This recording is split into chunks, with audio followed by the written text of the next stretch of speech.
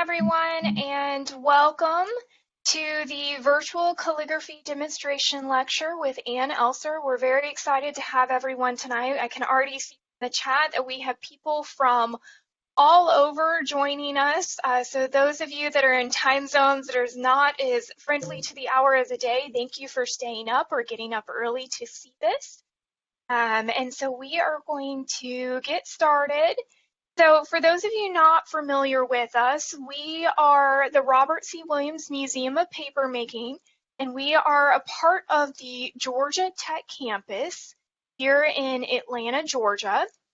And we are located within the Renewable Bioproducts Institute on campus. And the museum's mission is to collect, preserve, increase, and disseminate knowledge about papermaking in the past, the present, and the future.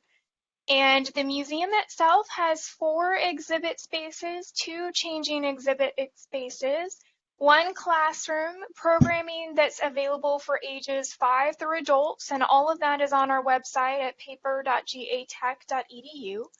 We have over 100,000 artifacts and over 7,000 books in our collection. And to introduce ourselves for a quick moment, my name is Anna, and I'm the education curator here at the museum. My coworker, Jerusha Graham, our exhibits coordinator, will be running the chat tonight. We can give her a big thank you for helping in the background. Virginia Howell, our director, is here, and then, of course, the star of the evening, Ann Elser. So a little bit about Ms. Elser here. She earned her BFA in 1991 in painting from the Cleveland Institute of Art and graduate studies in graphic design at the Portfolio Center. Ann Elser began her artistic career in 1997 as a painter, bookbinder, designer, and calligrapher.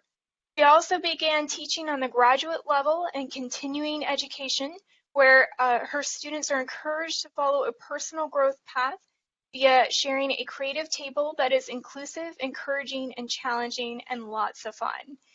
She currently teaches private calligraphy and bookbinding lessons from her home studio in Decatur, Georgia, as well as online, and also travels in the States and internationally conducting workshops and lectures, and is the IAMPETH instructor, IAMPETH there. Her work has been featured in books and magazines across the country and for both private and corporate clients such as Tiffany & Co., Montblanc, Louis Vuitton, Pastes Papers, Landor, Martha Stewart Weddings, Belk, Saks Fifth Avenue, Bloomingdale's, Clicquot, Veuve, World 50, Ogilvy, Salvatore Ferragamo, and Speedball. Ann's creation of the calligraph hand, the open shaded script, was published in the Speedball Textbooks 25th edition, which we're going to get to see a little bit of tonight, and it is a comprehensive guide to the pen and brush lettering. So she is an artist, a calligrapher, a teacher, a mother, and a friend, and Ann believes in making art that creates a channel for truth and is a soulful reflection for the connection shared by all. So we are very excited to have Ann Elser here with us tonight, and to get her to see not only her work, but her demonstrations in action.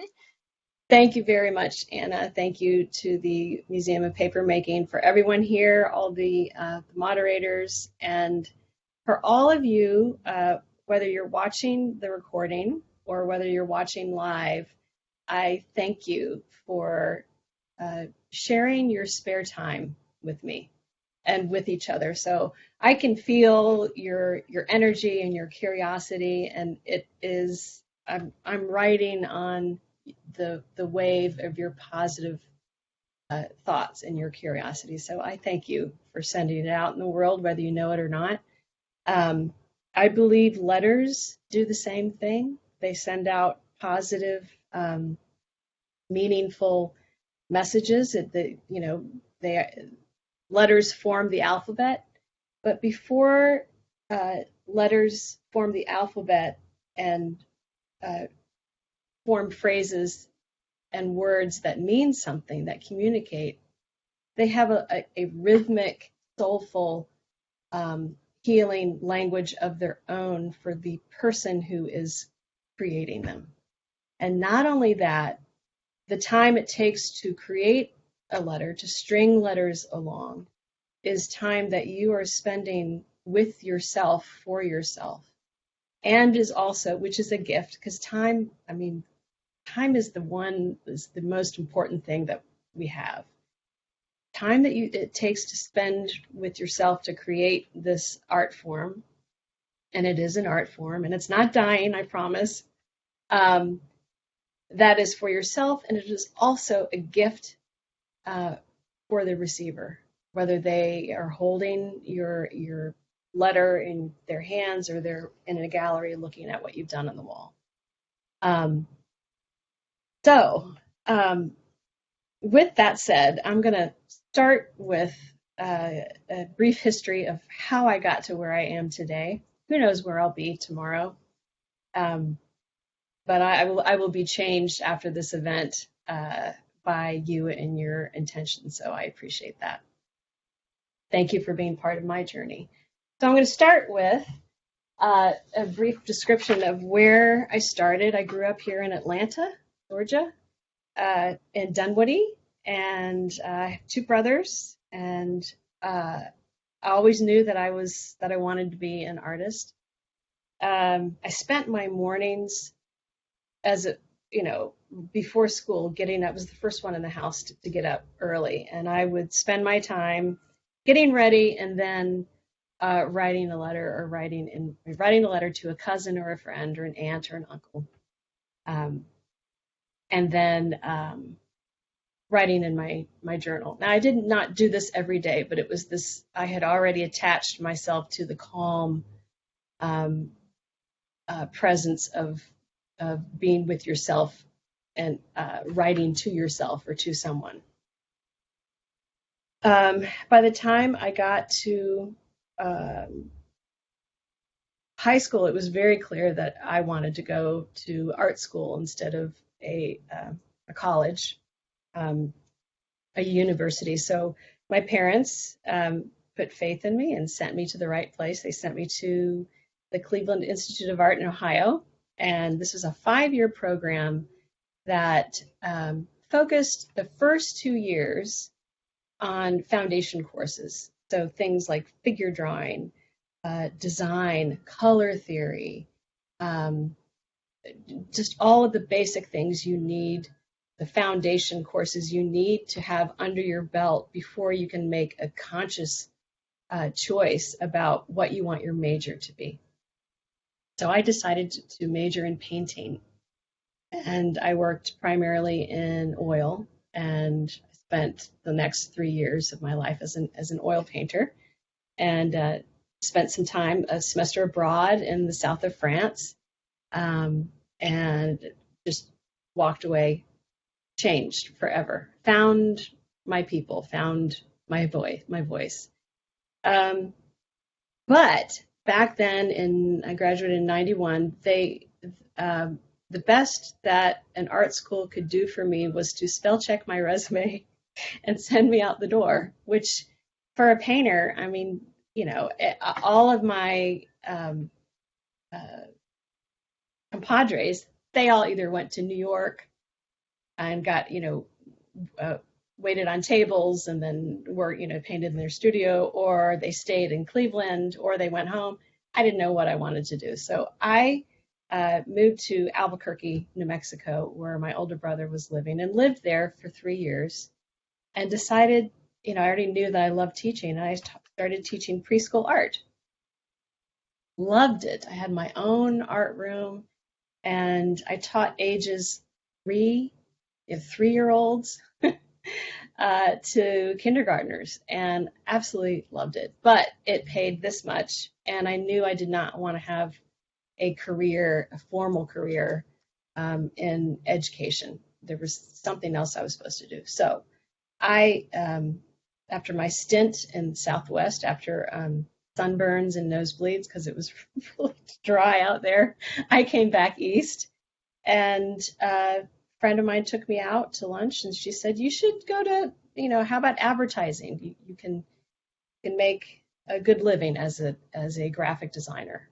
I said, okay, so I then went to the Portfolio Center, now called the Miami Ad School in Atlanta, and studied graphic design. And that was a 2-year program. I learned how to work with computers, and I was also introduced to typography. And the foundation of typography is calligraphy. So you can see where this is going now. I had all this experience teaching, creating content, and I had experience with visual art. I had experience with how do I advertise, how do I make an ad, how do I learn about my audience, how do I speak to my audience. That's all advertising. And of course, using the adding the computer as another tool, another toy to my voice really helped. So I got a job after graduating from the Portfolio Center as a graphic designer for a firm here in Atlanta called the Partnership, and I worked there for 7 years. As I was working there, I taught at the Portfolio Center graphic design classes on the graduate level to adults, and then and absolutely loved it. At that time, I took my first calligraphy class in 2000. 2000, I took an italic class with Carol Gray at the Callenwald Fine Arts Center. At Callenwald. And then we had a couple weeks of copperplate. Copperplate script is like cursive, what we know as cursive, but on steroids. It's fabulous, and it's very old, and it comes from Europe, as most of us here in the States do. And so anyway, I fell in love the minute I took that calligraphy class. Everything that I had done, that I had been trained to do, suddenly had this really powerful laser pointed focus where I could learn I could learn this new craft, and I could also, at the same time as I was learning, was teaching my graphic design students, having them go buy calligraphy pens, black inkwells or inkwells filled with black ink, and we all learned this together. So I've been teaching what I've been learning, what I know for a long time. My son was born he just turned 15. So when he was born, I started teaching independently calligraphy and bookbinding classes at Binders Art Supply in Buckhead and at Ponce City Market, and they're still here. And then got an Instagram account and grew my online presence. And before I knew it, I had people asking me from across the globe to come teach the classes and the workshops that I was developing on my own. So that's why I'm here, and that's how you all found me. So the journey, especially during COVID, what I have found is that I feel my soul's purpose ignite when I am in the classroom, even if it's just virtually, even if I'm on the screen. And so the practice of the teaching and the relationship that I feel, the connection that I feel with students and other instructors, with the calligraphic community in a learning environment, is almost more important and more gratifying than the work itself, which I find very interesting. So with that said, I'm going to show you briefly the work that where it all started. I have a document camera. I have stacks all over my studio here of different items to show you. I'm going to show you the two tools that I'll be using. first, so that when I show you the work, you're going to understand what these tools are. Okay, so this right here, first of all, this right here is a leather blotter. I always work on top of a leather blotter.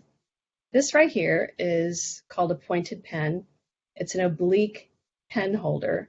This nib is a steel nib that can be taken out and replaced. And these things, the pen lasts forever if you take good care of it. The nib is replaceable. This is similar. This is a straight pen holder with a cap, a threaded cap. This has a glass nib, that has been hand blown, and this is what I use with fountain pen ink to create cursive and open shaded script, and that those are two hands that I'm going to show you. This tool right here, this oblique pen holder, is what I'll be using to demonstrate copperplate, a little bit of Spencerian, and open shaded script. And this will also do open shaded script too. So now that you've seen the tools, let's look at some of the work. Okay.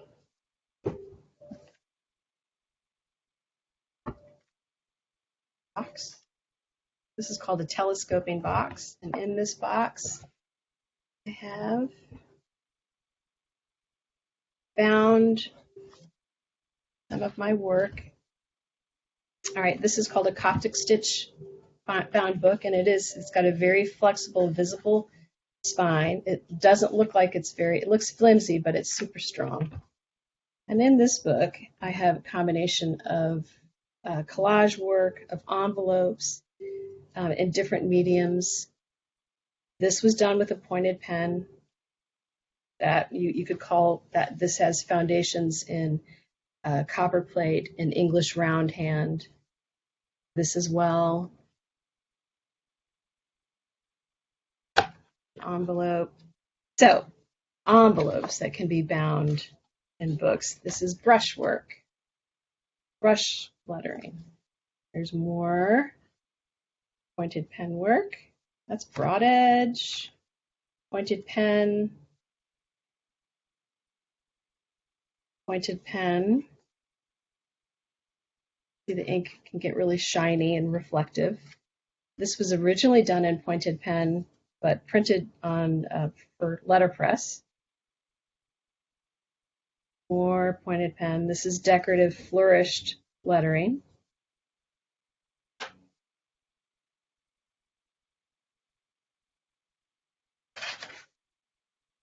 This is broad edge.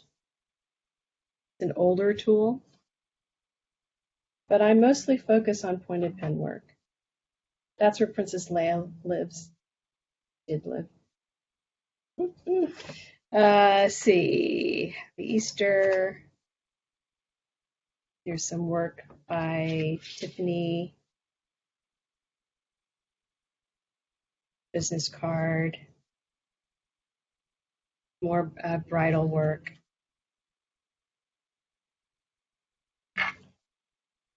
That's where Greta Garbo used to live.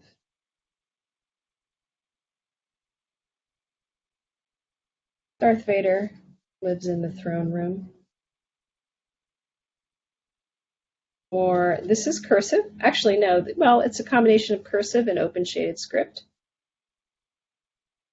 Right here is a fracture variation done with a broad edge.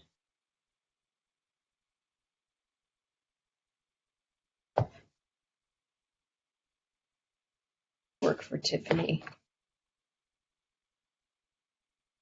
Love the way this is. And or this is laser printed. This is letterpress. An RSVP card.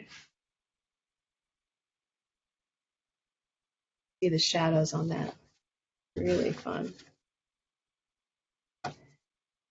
And this right here is very traditional extremely traditional. Bump up the light for a little bit. On a slant, copper plate, a little bit of English round hand. All of that comes from Europe. Right? And this right here is the invitation. Also letterpress, printed in two color, two different plates. It's got this delicious gold edge. Okay. And here is a little bit more.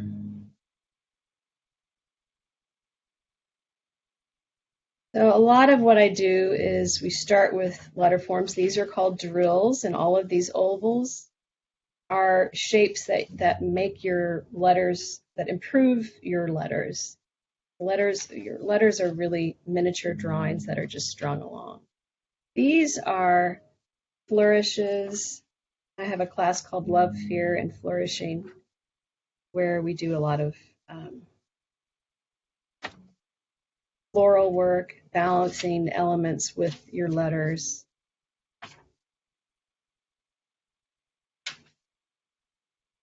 Yeah, that was a fun workshop. More pansies. That's a piece I did in Heather Held's class. She is a fabulous calligrapher. This right here is done with a pointed pen, but it's open shaded script. These are my open shaded script miniature books that I give to students. So when they come to class, they get a table card with their name, and this folds out as a book. It's a mini pocket exemplar. That, and then I've got another. This right here is a wedding invitation that's printed as a poster. And this is actually done, it was done with a fountain pen, small scale. Let me back up. Printed on 11 by 17 paper. Scanned it in small and blew it up. Sent it to the printer. Printed it on both sides and addressed these. On the inside of this invitation is a RSVP postcard. Front, and there's the back. So I've done a couple of these. This type of envelope folding is called the fern letter fold. Lots of fun. All right, now there's one more. Another larger portfolio.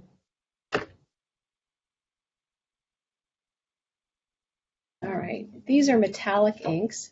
I'm going to zoom in a little bit, and a little hard for the camera to pick up. So I'm going to keep shifting this so you can see how the colors shift. But this is copper plate, what we call is known as copper plate today. It was also known historically as English round hand, and there are other names for it. But anyway, that's work that we do in flourishing. Here's another one. Now, if you look really carefully, so copper plate, be and make haste to be kind, that's all cursive. And cursive comes from Spencerian. Spencerian is a distinctively American form of handwriting, of script lettering. Very, very important. And I'm going to talk about the founder of the Mr. Platt Rogers Spencer, an Ohioan who changed handwriting in America and across the world.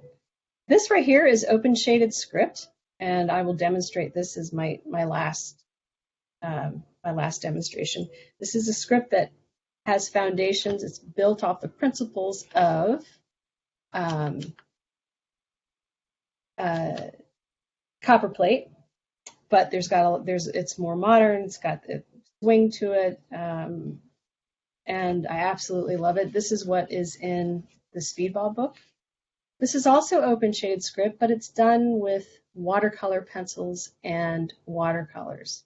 This class is called Flora, and you can see the shimmery highlights. When we combine this elegant hand with florals to come up with larger letter forms, really, really fun. So it's a combination of painting and drawing.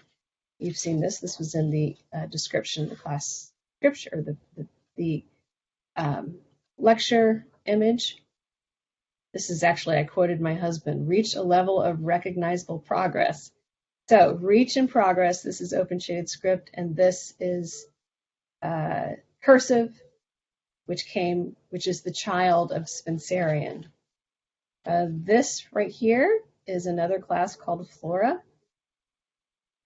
All of this up here, give your mind a, is cursive. Joyous is a Bedoni variation, an Italian typeface. Wonderful, wonderful hand or face. And vacation is open shaded script. And then, of course, the florals are florals. And this is another beautiful Mary Oliver quote, announce your place in the family of things. Same kind of thing. So the purpose of, for me, learning so many different hands is I love the idea that they all come from different parts of the world, are influenced by each other, and are connected along a timeline.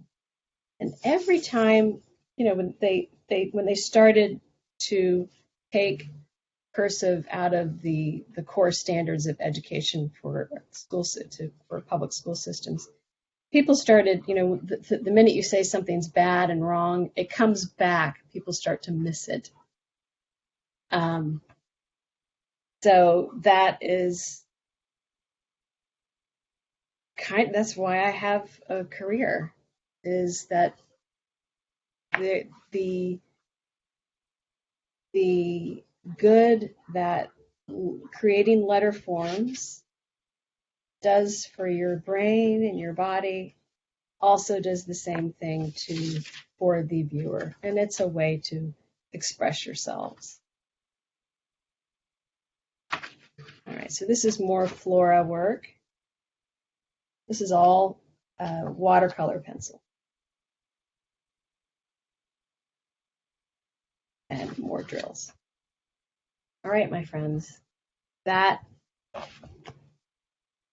is it for the show and tell. All right, so I want to show you the pointed pen and talk a little bit about the difference between copperplate or English roundhand and how that led and how that when it was brought over here to America, how that changed, how that had a great effect on this man named Platt Rogers Spencer. Now, I am not a historian. I have compiled all of my ideas about what I've been taught, and I want to show you the link and the difference between these styles of writing. So let me quickly show you. All right, this top line, this is copperplate, and I'll show you how it's done. This is also copperplate down here. This is a little bit of copperplate, a little bit of pointed or open shaded script, and this is all open shaded script. And this was all done with this pen right here. Now, if you look, the next time you look at the Declaration of Independence, look at John Hancock's signature, and that's all copperplate. Our forefathers all came from England to create a different life where they were more in charge. And it was English roundhand was the handwriting, the formal handwriting. It was also carved into copper plates, engraved into copper plates for printing in larger amounts. Literacy was it's always on the rise, so the printing press really changed things. The hand, though, took the practitioners of roundhand was thought of as speedy, and when I have students when we first start writing and learning copperplate, they're shocked about how many times you have to lift a pen to make one letter. It is not speedy compared to what we have access to, compared to our instant everything. So this man, Platt Rogers Spencer, who grew up in Ohio in the 1800s, thought to himself, "There's got to be, this roundhand is so, my parents, my grandparents, everybody writes this way. I want to do my own thing." And he was this delightful human being who created a form of handwriting that was faster and more fluid and based on the forms of nature, the lapping waves of water, the oval river stones. He was just this loving lover of nature. And so he created this form of handwriting, distinctively American, called Spencerian. And Spencerian became, and this is the difference between Spencerian, you can see how thin the strokes are and how you can add a little bit of pressure. Most of the letters are thin and delicate, but you can add more pressure to make some of them kind of form a crest, like a wave. Here's more, lots of Spencerian. So I want to show you the difference between. So I have this nice little inkwell, and my pen has walked away. There she is. I'm going to dip my pen in ink. I'm going to turn on some music.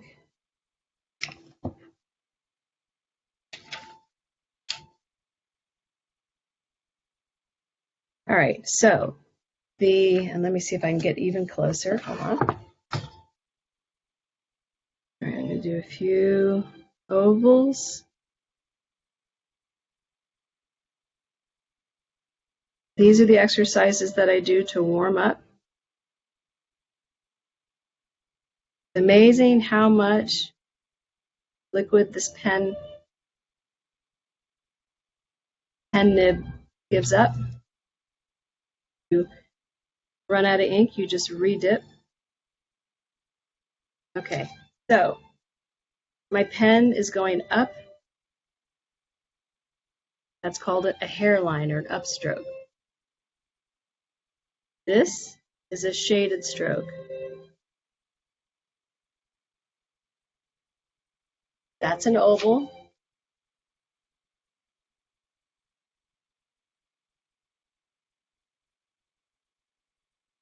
And that is a copper plate A. Very round. It's made up of two ovals that are stacked.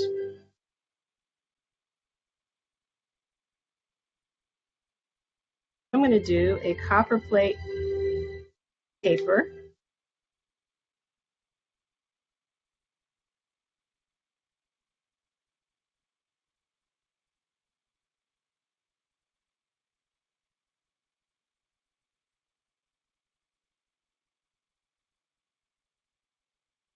Every time I press down hard, when I press down hard, I release more ink.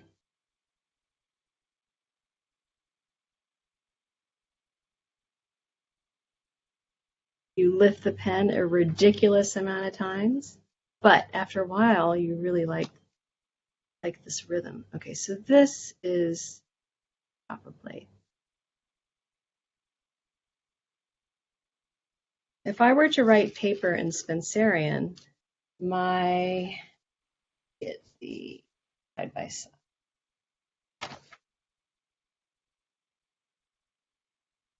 Spencerian is at a deeper angle.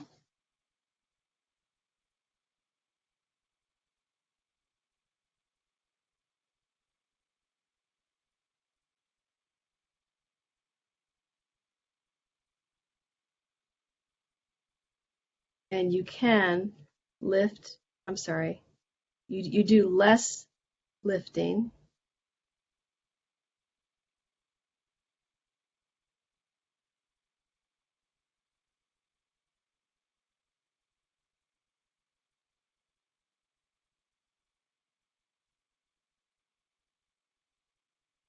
All right, so that is Spencerian. Here's a smaller one.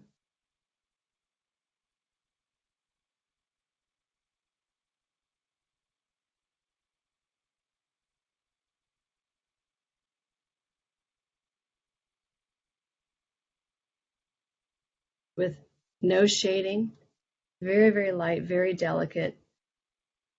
You want to think of that baseline where all the letters are sitting as very hot. Now, to turn this into cursive, all I have to do is cursive or business writing, Palmer method. Very, very, very different. So this is old and dramatic, and this is new and delicate. Fascinating. All right. So after, and it's important to know that that I like to think of cursive handwriting as the child of Spencerian, specifically because it was taught. Not only was it taught in business schools, business writing, because back in the day, if you wanted to elevate yourself in the business community, you needed to have a really good handwriting, just like a good suit. It was part of being a successful business person. So there were business schools, who taught crash courses in penmanship, and they did all kinds of drills and training, and it was just it's amazing what they were able to do. And people think that the ballpoint pen and the typewriter and the computer is the end of all this wonderful history that we have, and it's not, because there's so many people all over the world who just can't get enough of this stuff. Just because it's fun and beautiful and a really good practice is a wonderful way to spend your time. And it is absolutely beautiful in every single way. All right, so plate, Spencerian, cursive handwriting. Now I'm going to go to open shaded script. Okay, let me show you some more examples. So this is an example of cursive, a class I call Cursive Crush, where we are linking words together with a glass dip pen using script, and then we do the stretching exercise to get to string our letters along so that they become more like the surface of water. It's a really wonderful way to it's if you've ever taken a yoga class and you've stretched and then breathed deeper into a stretch, this is yoga for the hands. There is such a thing. So here we have open shaded script, wonderful quote by Emerson, and cursive. And then all of these strokes, these flourishing, lilting strokes, they all come from the letters. And so if I am drawing letter forms, I'm still drawing, and I take the same strokes to create florals. So everything comes from everything. I'd like to read this quote to you. This is my latest version of my handwriting, cursive handwriting. It was done with my glass dip pen, and I'm going to open these up in a minute. These are all fountain pen inks, colored inks. All right, so there is nothing more brave and beautiful than the intimate expression of a person's own handwriting, opening up to the stark whiteness of a blank page, quietly waiting for the first vulnerable step, pen touching paper, thirsting for a drink of wet ink. Thoughts have value, written in your rhythm. Speak in print and sing in cursive the value of handwriting.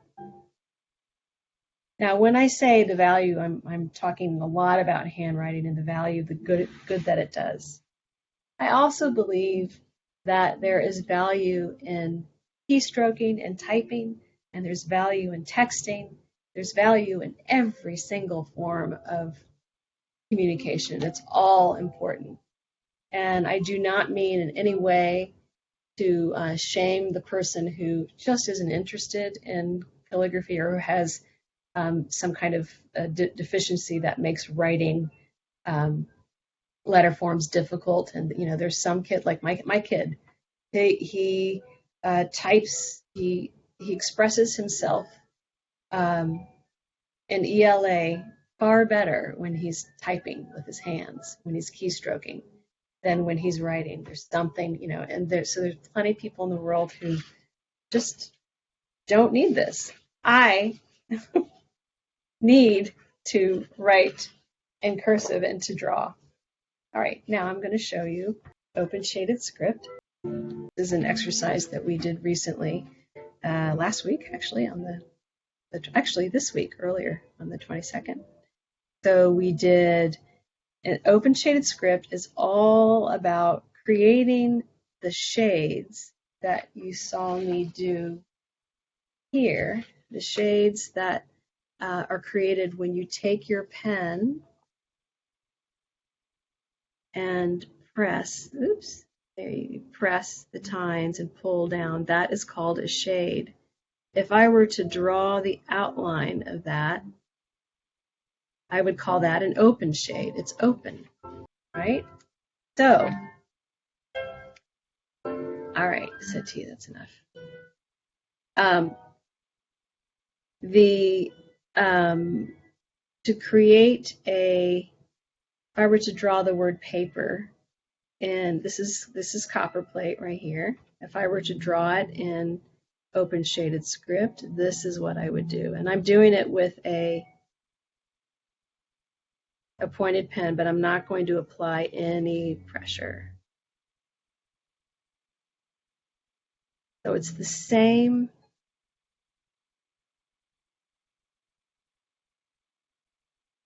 structure. It's just taking a longer time.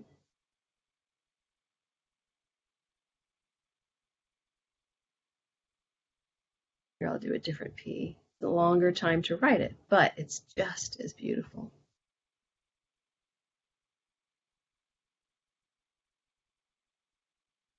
And these second strokes, I like to call those mentor strokes. It's very forgiving and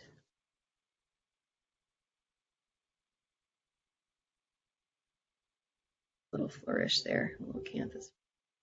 So now, why would you do this if you could do it? You do the same thing without having to lift. That's a really good question. Write the same.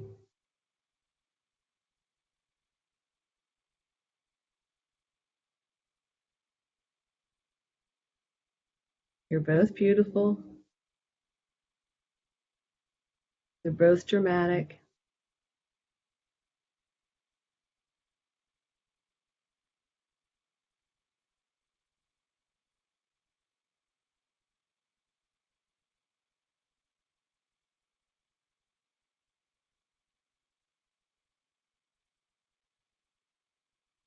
The reason why you would do this is so that you could then take a brush, get my brush, in it,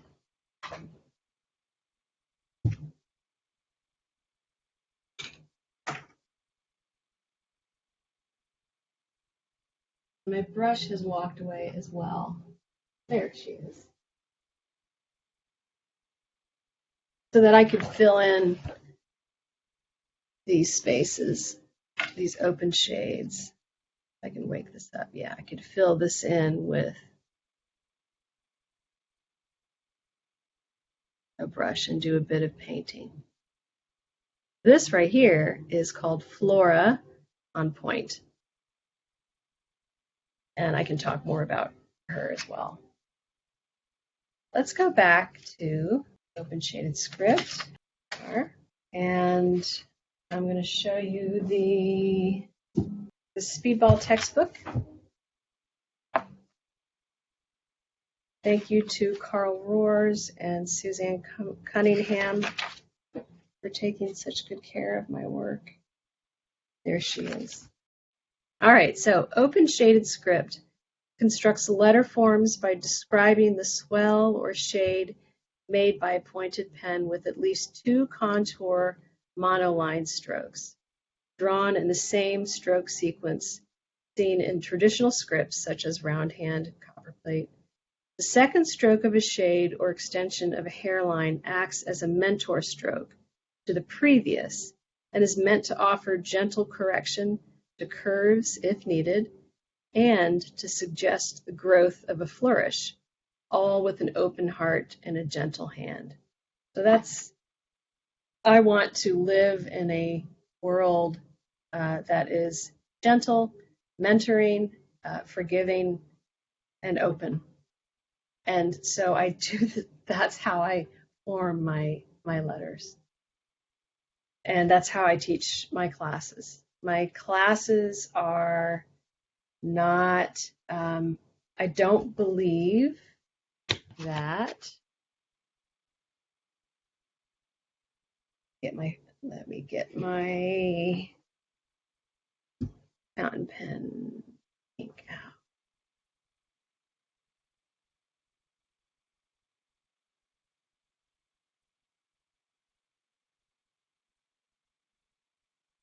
I've got more colors too.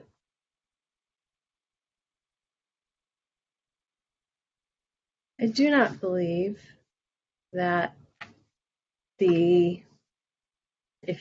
most of us are used to going to a class, and here's the teacher up here with all the power, and here are all the students down here who are supporting the teacher, and the teacher has all the answers and and everybody else is looking for instruction. That is a classroom I have, as a longtime student, I'm used to that structure. The way I prefer to teach is with a circle. So my students and I are all along the circle. And what we are looking at is the content. And we're having a discussion about the content. We're talking with each other and we all intersect the content. We're all along this circle. So that's the reason why I'm here. All right, I'm going to demonstrate some open shaded script.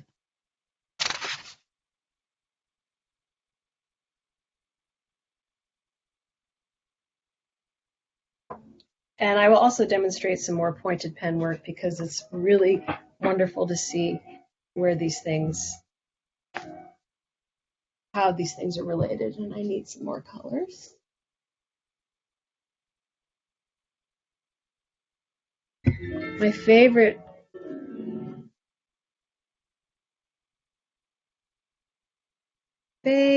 fountain pen ink is made by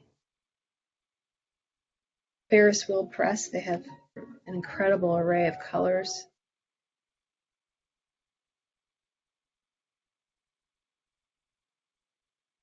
Yeah. Trying to straighten my camera out a little bit.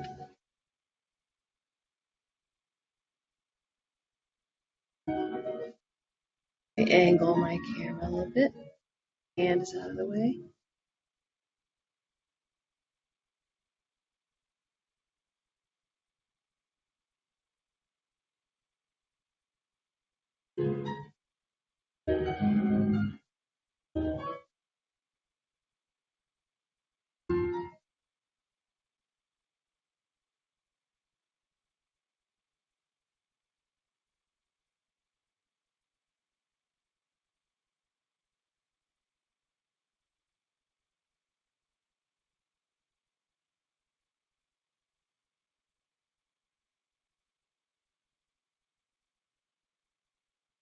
And I'm switching colors now.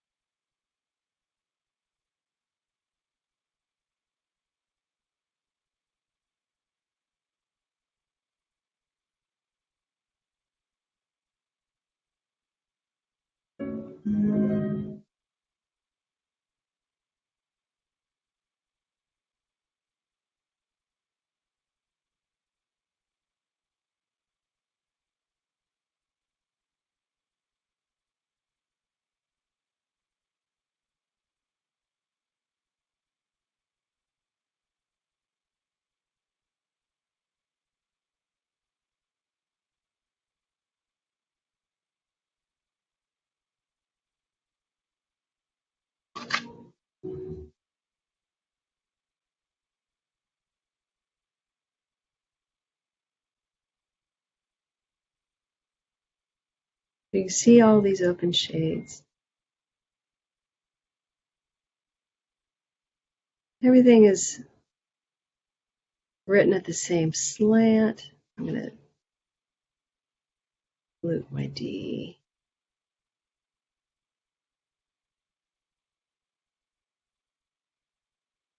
Gentle correction to my curves. All right, and then I'm going to do a cursive back up just a bit.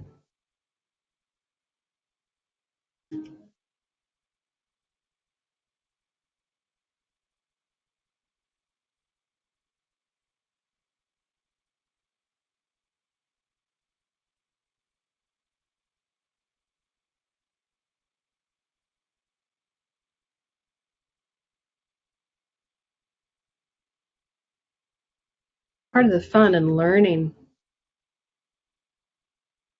different hands is that they're really fun to combine.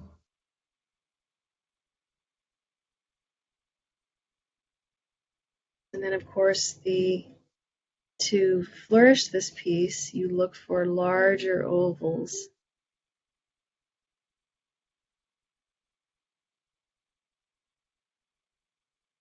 With which to fill up spaces that are just begging for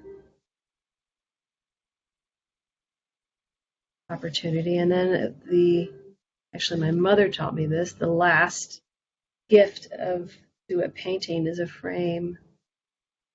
Frames are stabilizing.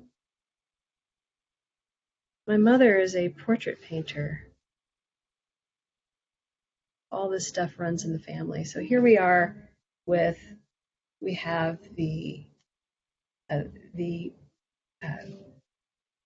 this stabilizing border that I find to have masculine energy. And then we've got these shades that are also drawn in the same, they're all aligned the same slant, which is another expression of masculine energy.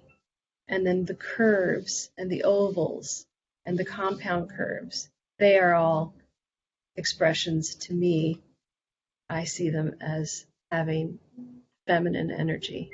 And we all have access to both of those to greater or lesser degree, and we also can choose how much of each we feel comfortable with. But when I am drawing letter forms on the page, I look for both of those.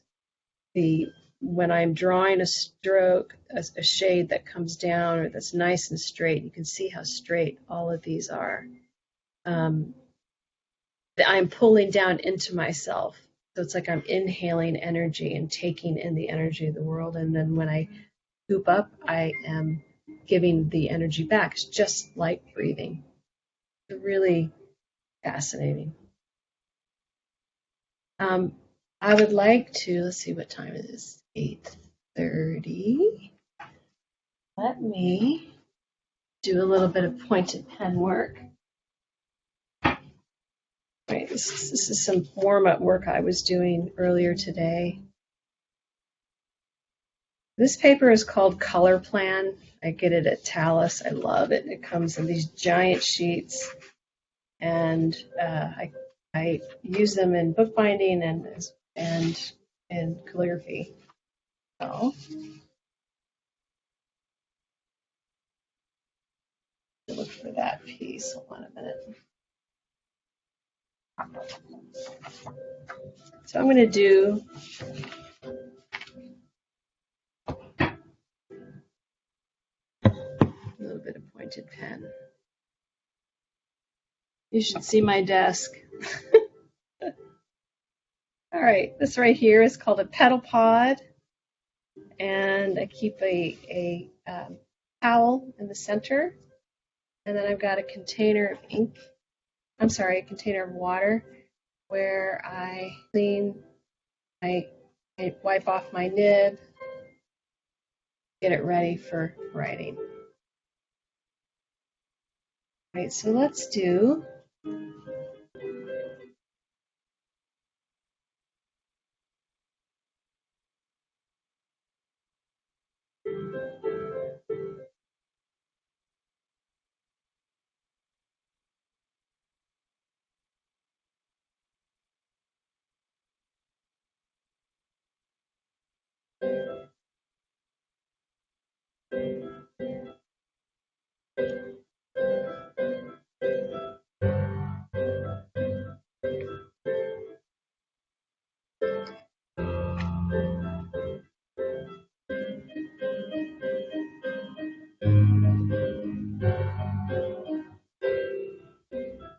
hope you guys like Philip Glass, because that's what we're listening to.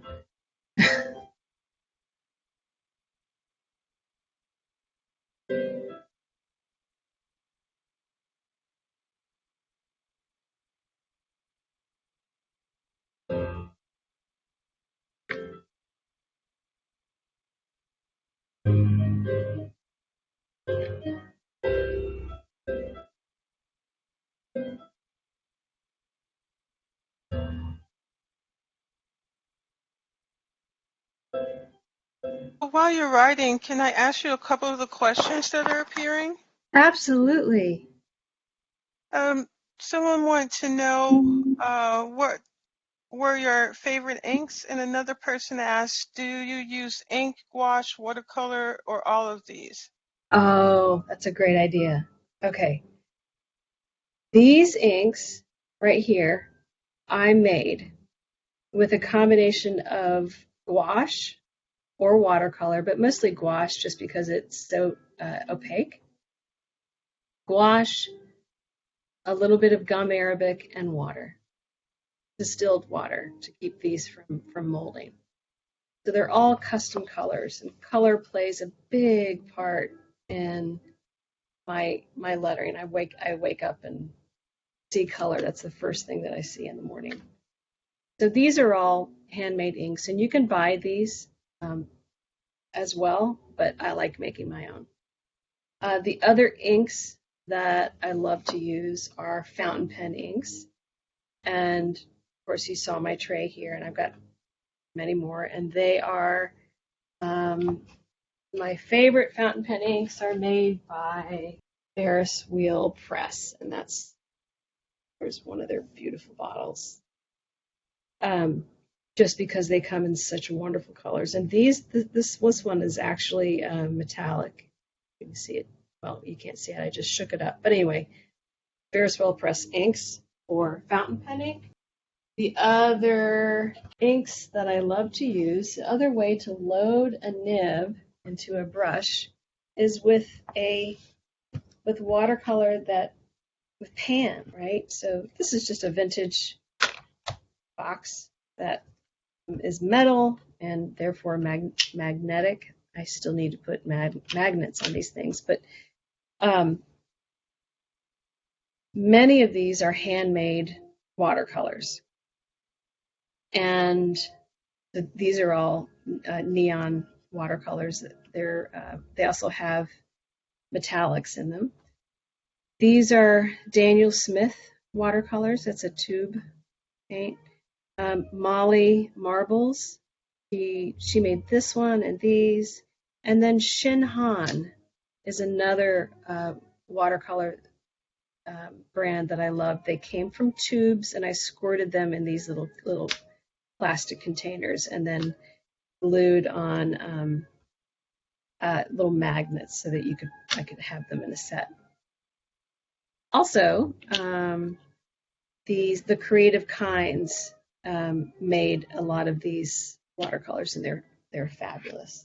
There's another maker who I absolutely love. Her name is Koos, Kous, and these are metallic watercolors that she makes. All of these, if you wanted to use these with your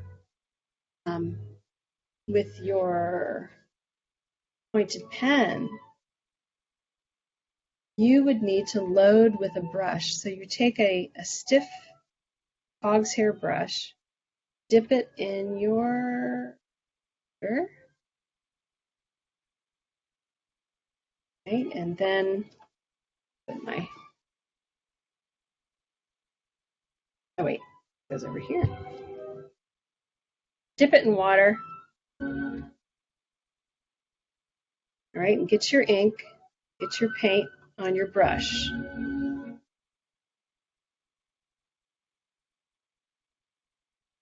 See what this looks like.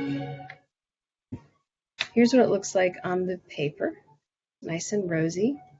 If you want to, I'm right-handed, so I'm going to switch hands. Put my pen in my right hand and pretend like use my brush as the inkwell, and I'm just scraping off ink, painting it on the top and then scraping it off on the bottom, and it's just resting there in that.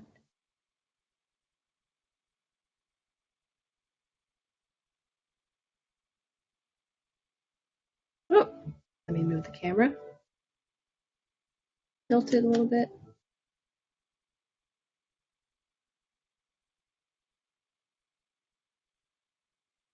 Now I'm writing.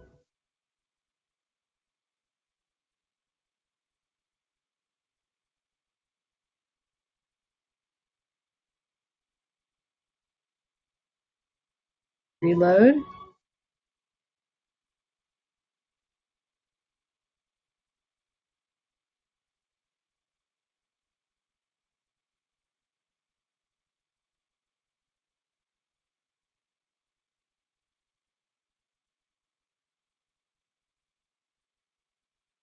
Now these are all made, these makers, you get on Etsy and you do a search for handmade watercolors, and you're going to find a wonderful group of people. It's amazing what they can do. All right, did I answer your question? Go ahead and hit me with some more questions. I think you asked me about inks. Yes. People also, just in terms of supplies, wanted to know where you got your leather. The blotter? Yes. I went to Tandy Leather and bought I think it was half a hide. The rest of that beautiful creature is in my closet behind me. So I picked out a color that I liked. You want full grain leather.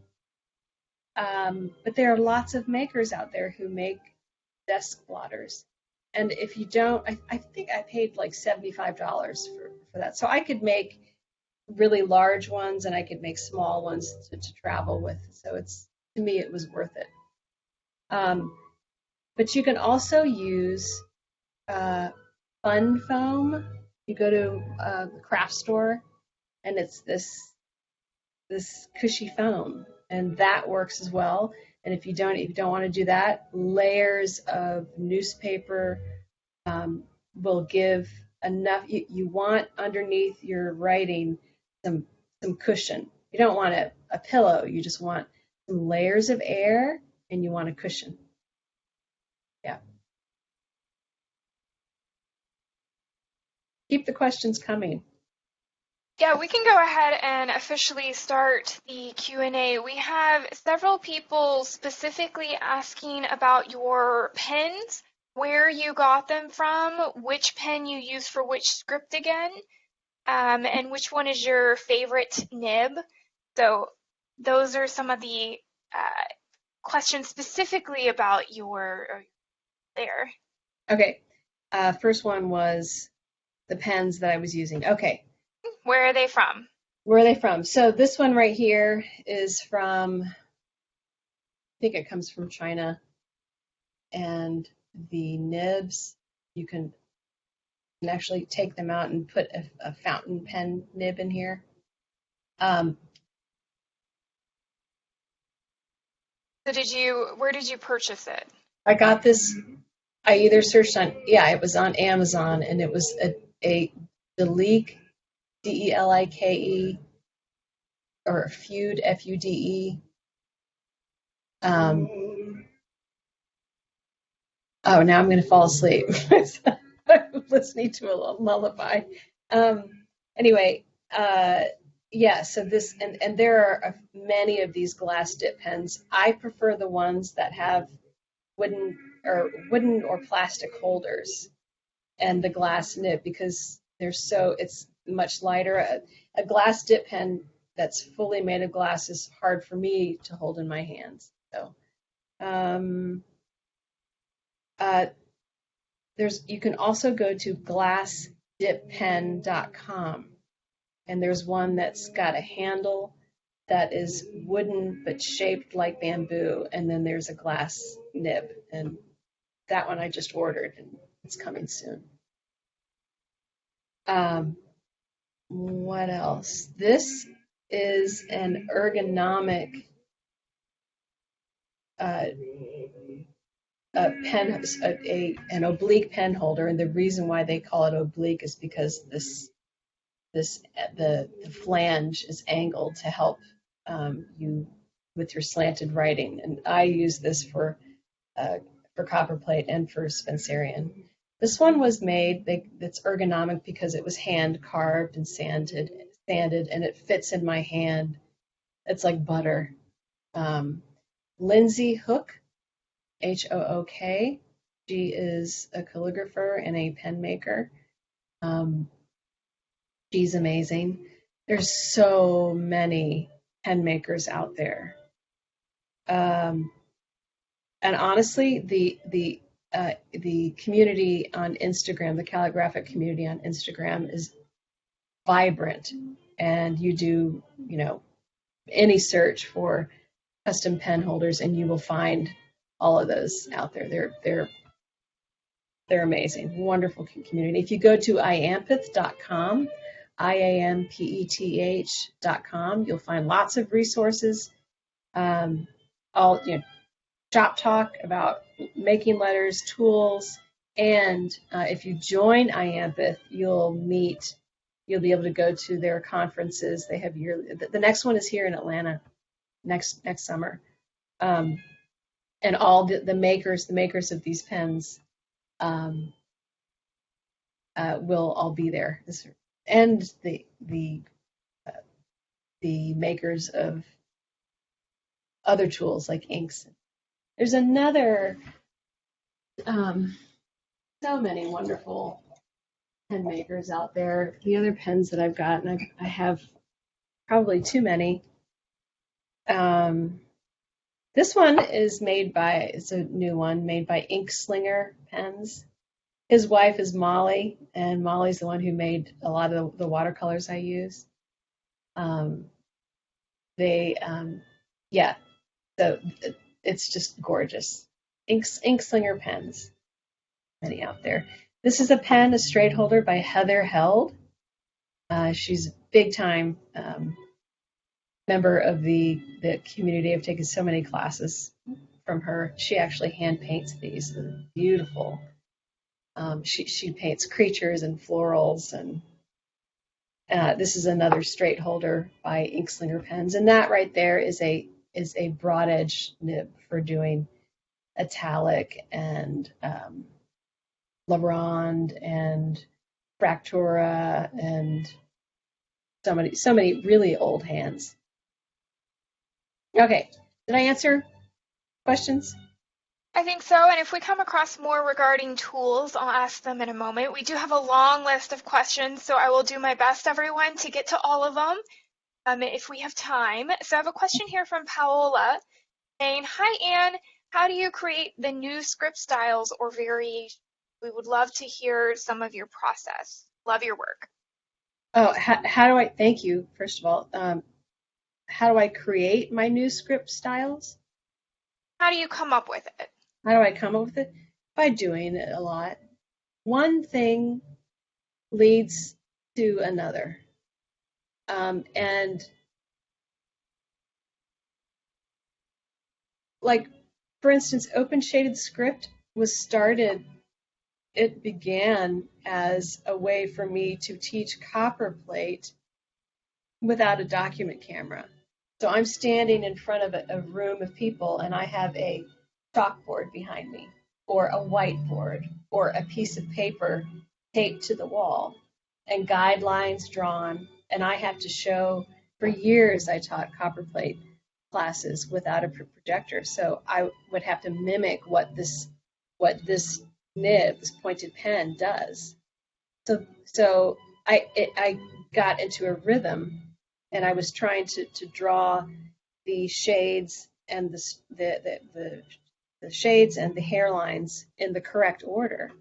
So that's how Open Shaded Script happened. And then once I started teaching that class, I started journaling in the morning with a fountain pen and Open Shaded Script, and then I had students say, "Would you teach that class?" So it's the relationship with the community.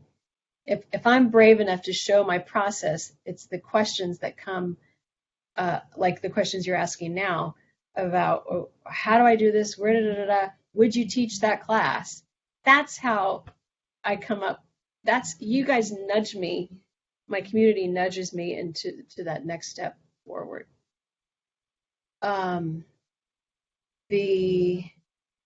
Yes, more questions? Yep, our next question is by Caramel. Her father's everyday handwriting was copperplate. Do you think it would be viable now to teach this to a child when they're ready to progress to a running style script? Absolutely. Teach, introduce, absolutely, and see what happens. They're never too young, and you can always go back to pencil. You can teach all of these hands in pencil. Perfect. And for someone who has never done calligraphy, what is the best to start with? Is it best to start with calligraphy, or do you suggest starting with cursive? Gosh. You know what? I would suggest you start with what you like the looks of. Because if you fall in love with the look of something, you're going to do whatever it takes to get comfortable with the tool required. That's how I would start. I started with italic. I was taught cursive as a child and then started with italic, and that was my start. Great. And then we have a couple questions about your nibs again. Your glass nib, does it last well? Yes, just don't yell at it. Don't sing very high. So keep it covered.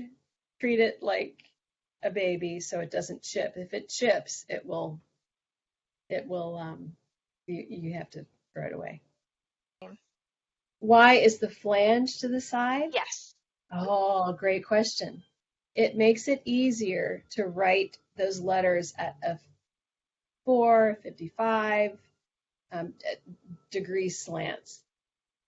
So those slant lines, and I did not go into the technicalities, but it makes it easier to be to the left of your letter and underneath your letter. Now, some people prefer writing with a straight holder, same nib, but a straight holder. So if you're a left-hander, you might really, really prefer a straight holder. Good Do question. they make ones that are not a straight holder for left-handed people? Yes, they do. A left-handed oblique pen holder, and it would just be on the other side. Perfect, because that is what I would need, and I know one of our participants asked about that as well. Awesome. And then Lefties we have unite. Go ahead. I can cheer on that. Yeah. So Lily asked, would you say open shade differs from the faux calligraphy because of the tools? Yeah. Go ahead. Because yes, it's totally different, and the reason why, and not necessarily the tools. Faux calligraphy is very popular. Anybody can do it. You write in whatever kind of script you want, and then you add a shade wherever you want, right? Now, if what that does is produces inconsistent spacing, and I like to break rules that I know about instead of just like there's this wonderful foundation. All of these calligraphic hands were created in at the perfect place, perfect time, with the materials that were available. And I've lost my train of thought. But you want to draw an open shaded script is drawn in the correct order. So instead of writing the word pen in cursive and then filling in shades whatever you want, you write the upstroke, you lift the pen, then you write the shade in two strokes, lift the pen. So it's all in the right order. So it produces predictable spacing, the correct spacing. So my advice to you is to learn the rules so that you can break them with intelligence. That's what open shaded script is. That goes for a lot of art too. Learn the basics, and then you can go crazy with it. Yeah, and then you have respect for then you understand the history, which makes what you're doing so much more gratifying. Go ahead. Then our next question is from Ajana, and if I said that wrong, I apologize. But is there a specific type of paper that is suited for calligraphy, particularly as you're using the ink pens? Ink pens. Okay, so the paper suited for it. it depends on. So you want this color plan paper works great, but any multimedia paper that has a smooth surface is going to work very well. If you want a practice pad, we use transparent marker layout paper. This is by Borden and Riley, Boris marker layout, so it's semi-transparent. It's a great surface for practicing. You saw me use that earlier. There's another paper I love. It's called Resume Paper by Nina. That you can get that at Walmart, office supply stores. For Flora, I love Letra, Crane's Letra paper. For pointed pen, I would not use Letra. It's too soft. But generally, and then watercolor paper, you want hot press watercolor paper. Something smooth for pointed pen. Then Grace, along with the paper, she was asking if there's a particular type of the GSM paper that you use. I don't know how to answer that question.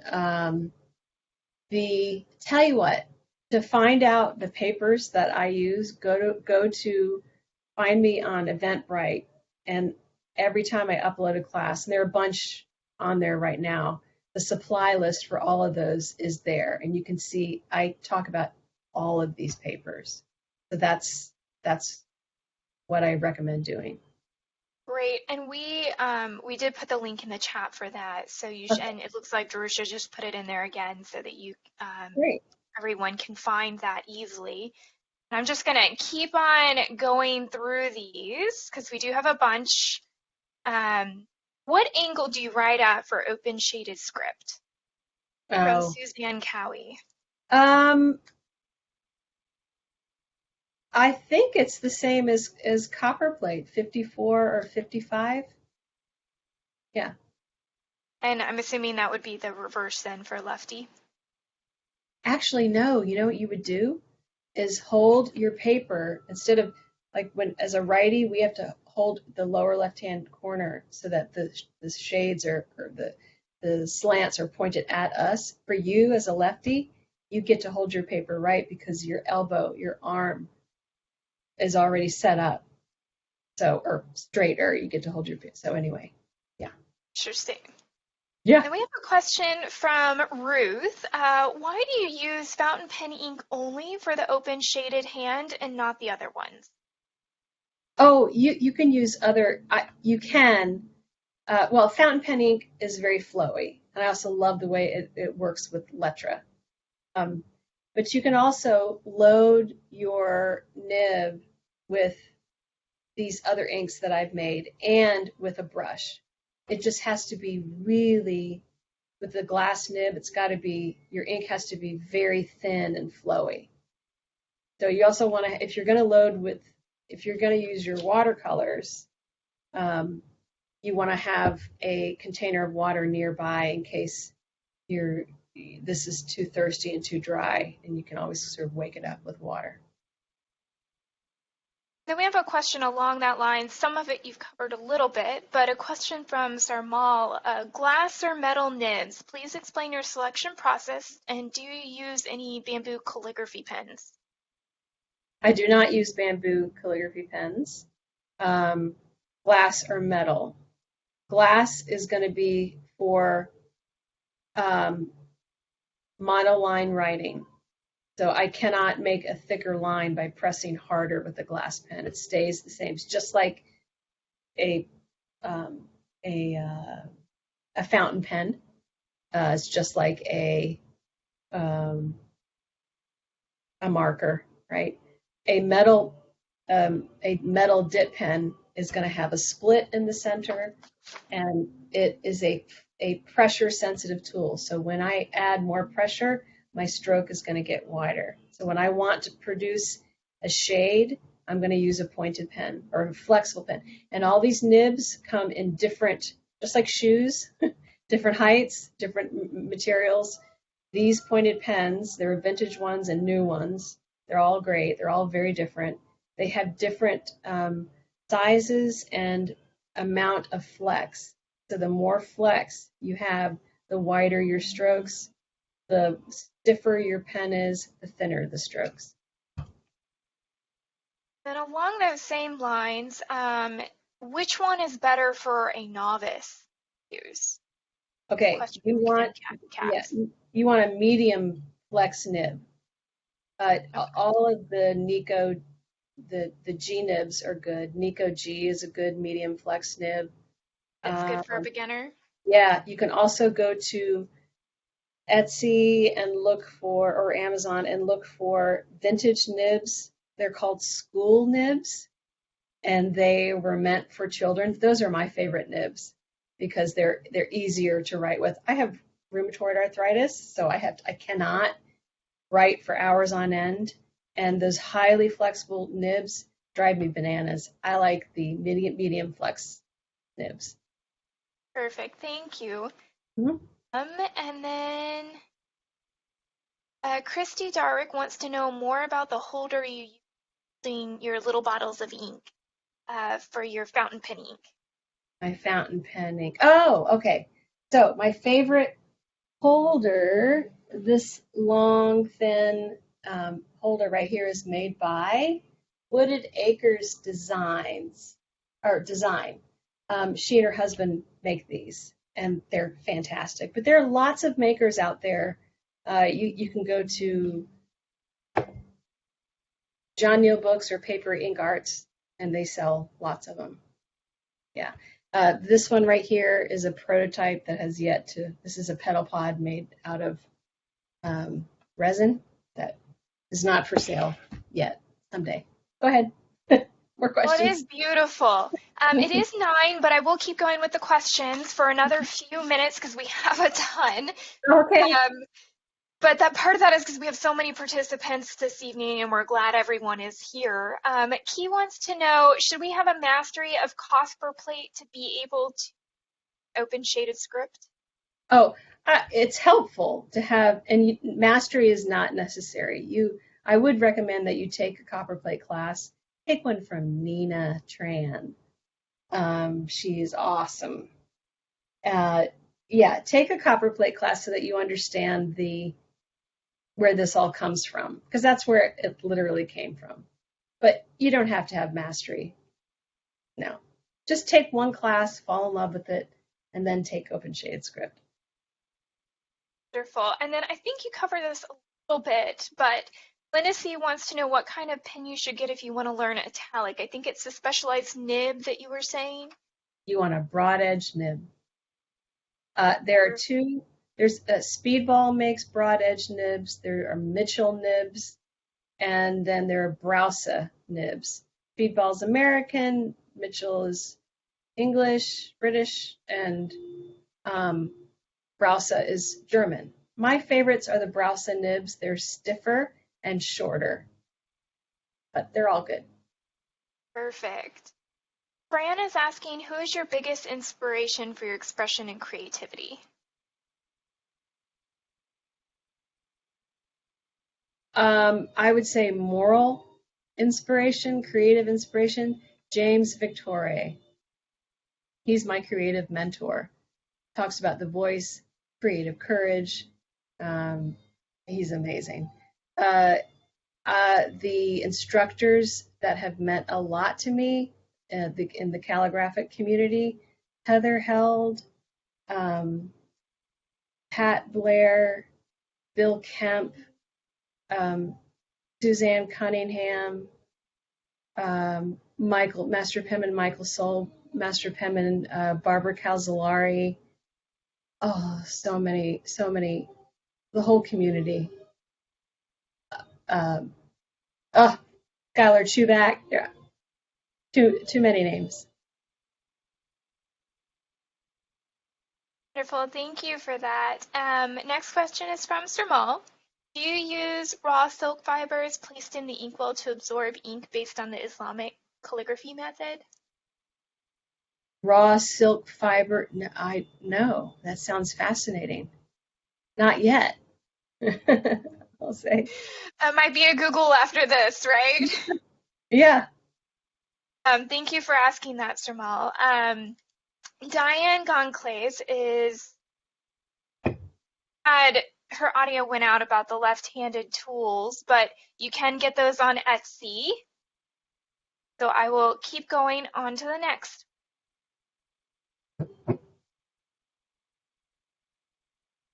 That one's asking about your nibs again. Which of your classes are suitable for beginners? Try monolinear lettering. We do 4 weeks of cursive crush and 4 weeks of open shaded script. And then after that, then you can take Flora. Yeah.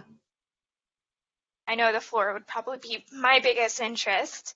Oh, flowers. Being having some painting in my background. And with nice. that, Jay is asking, thank you for the inspirational video. Do you use any acrylic ink? And if so, how do you clean your nib? Ooh. Okay, acrylic ink. I used to use acrylic ink quite a bit. You want to use a pen cleaner to help keep your nib from getting, acrylic ink is great. It's waterproof, but it accumulates. It's plastic, once it dries. So I would use pen cleaner and don't ever put it in your fountain pen, ever, ever, ever. And Tanya Floyd is asking, does it take longer to dry when you're using watercolor versus ink? That's a good question. When I'm using ink, I would say that watercolor dries faster, but the more water in it, the more it's going to evaporate. It sounds kind of counterintuitive.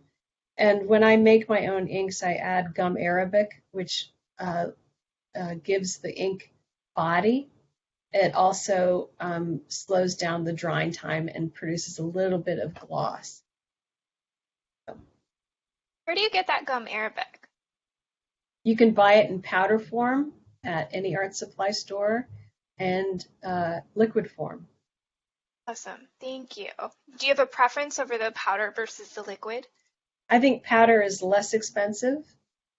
If you use the powder, make sure you use distilled water, because if you don't, you're going to end up with sea monkeys in your ink. As a former art teacher, I know what rancid paint smells like, so I can see that would be the better choice. All right, and then we have some questions about your classes. One person wants to learn copperplate. What's the name of your copperplate class? Or do you Actually, have one? I don't have a copperplate class right now, but I do offer private lessons. But honestly, I would take copperplate from Nina Tran. Yeah, if you want a full class, she is the master. She's amazing. Yeah, you can find her. Just Google her. Tran. Perfect, thank you. And another one, when is your monolinear lettering next offer? In the fall. I've got one right now. And yeah, so actually go to sign up. You can follow me on Eventbrite. You can also go to annelser.com and get on my mailing list. And MailChimp will make sure that you are that you'll get my class offerings. Perfect. And one last question here. Spray your work with a protective varnish after to protect it, and if so, what brand? Workable Fix is a great way to put an invisible barrier between the rest of the world and your work. I think it's made by Krylon, but okay. Oh, and one more question came in the chat. The box that you keep your bound books in, where do they come from? Did you make your box or did you buy your box? I made my box. I thought you might have. I teach bookbinding 1, 2, and 3. Yeah, and you can read all about those. It's called a telescoping box, and making that stuff is just miraculous. Wonderful. And then I am going to share my screen real quick as we close out, because that is all of our questions for now. So thank you everyone so much for coming today and to our program. If you're interested specifically in Ann Elser's classes, you can sign up on her Eventbrite page. More information about all of our programs is on our website, paper.gatech.edu, is where you'll find all of our programming. And we have a few other free lectures that will be happening. We have a virtual lecture series, The Book, The Past, which we already have, and its recording is on our website. And then The Present and the Future. We also have a papermaking demonstration lecture in November coming up. as well as some simple bookbinding and other paper arts programs as well. Jerusha, do you want to chime in at all more about the book lectures? All right. Just that the next lecture will be October 12th with Dr. Jesse Erickson, and then in November, oh my goodness, I'm sorry, I'm blinking right now. Sarah Werner. Thank you. You're welcome. Dr. Sarah Werner on Tuesday, October 9th at 8 Perfect. p.m. Eastern Time. Thank you. And I actually can pull up our upcoming programs. Everyone can. So we just updated our website, and you can search for our classes now. So under upcoming programs, our Australian bookbinding class is coming up next. And then we do programs if you're a part of Georgia Tech for our college students and staff. Our virtual lectures are up there, as well as our family programs, which is our Explore program. Those are pre-recorded videos. That's our papermaking lecture. And so they're all up on our website, and you can take a look at those. Our programming is listed through December. And thank you so much, everyone, for coming this evening. If you like programs like this and you want to continue to see free programs from us, please consider supporting us through our donation fund at mygeorgiatech.edu/giving/papermaking-museum that you see there on the screen. And thank you all so much for attending this evening and for your patience as we got through all of the questions. And of course, a huge thank you to Ann Elser for speaking tonight. Thank you. So thank you very much. And thank you everyone so much for attending, and have a wonderful evening. You too. Thank you, Good Anna. night, everyone. Good night.